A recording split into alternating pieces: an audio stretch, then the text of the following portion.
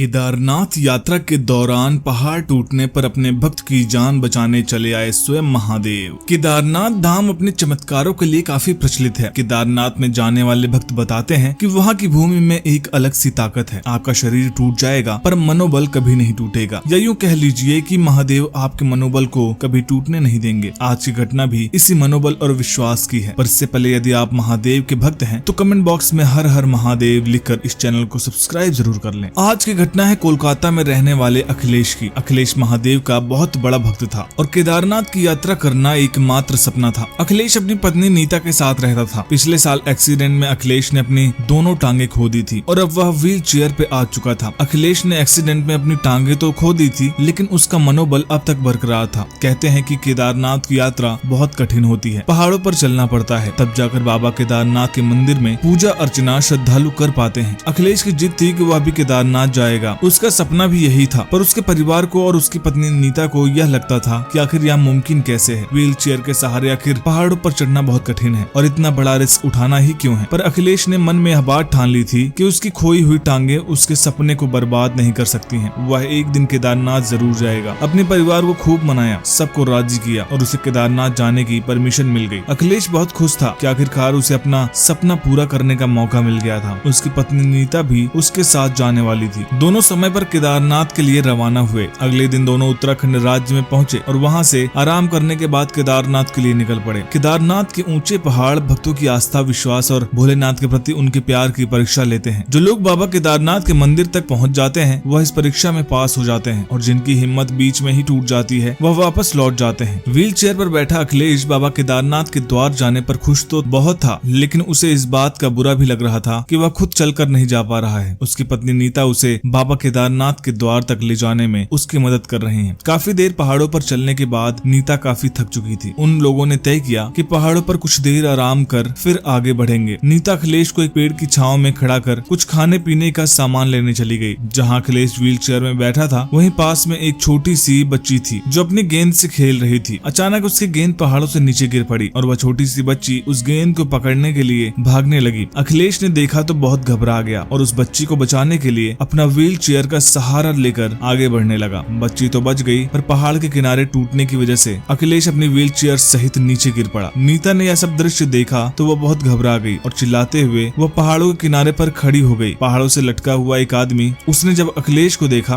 तो उसे अपनी गोद में थाम लिया। अखिलेश का व्हील चेयर पहाड़ों से नीचे गिर पड़ा, पर अखिलेश को कुछ नहीं हुआ। सभी ने मिलकर रस्सी ऊपर डाली और वह आदमी अखिलेश को अपनी गोद में लिए पहाड़ों के ऊपर आ गया। अखिलेश बेहोश पड़ा हुआ था। नीता ने उस व्यक्ति का धन्यवाद किया। उसने अपना नाम भैरव बताया। अखिलेश जब होश में आया तब उसने देखा कि उसके आसपास पूरी भीड़ लगी हुई है और वह यूं ही जमीन पर खड़ा हुआ है और नीता उसके बगल में बैठे रो रही है। अखिलेश घबराता हुआ नीता से पूछने लगा कि क्या हुआ, तुम रो क्यों रही हो, जैसे उसे कुछ याद ही ना हो। नीता ने उसे पूरी बात बताई। अखिलेश नीता की बात सुनकर चकित रह गया और उसने कहा कि जिसने मेरी जान बचाई है वह कहाँ है। नीता ने कहा वह तो यहीं पर था। चारों तरफ ढूंढने के बाद भी भैरव कहीं दिखाई नहीं दिया कि तभी अखिलेश की नजर उसके गले में पड़े लॉकेट पर पड़ी जिसमें महादेव बने हुए थे। अचंभित बात यह थी कि लॉकेट अखिलेश का नहीं था। अखिलेश ने उसे कभी पहना ही नहीं था। उस लॉकेट को देखकर अखिलेश और नीता यह बात समझ गए कि उसकी जान बचाने वाले स्वयं महादेव थे। इस घटना के बाद दोनों में महादेव के द्वार जाने का उत्साह दोगुना हो गया और आखिरकार सभी कठिनाइयों को पार कर अखिलेश बाबा केदारनाथ धाम के द्वार पहुंच चुका था। दोस्तों, ये वीडियो कैसी लगी हमें कमेंट बॉक्स में जरूर बताइएगा। वीडियो पसंद आई तो लाइक करिएगा, शेयर करिएगा और चैनल को सब्सक्राइब करना मत भूलिएगा। हर हर महादेव।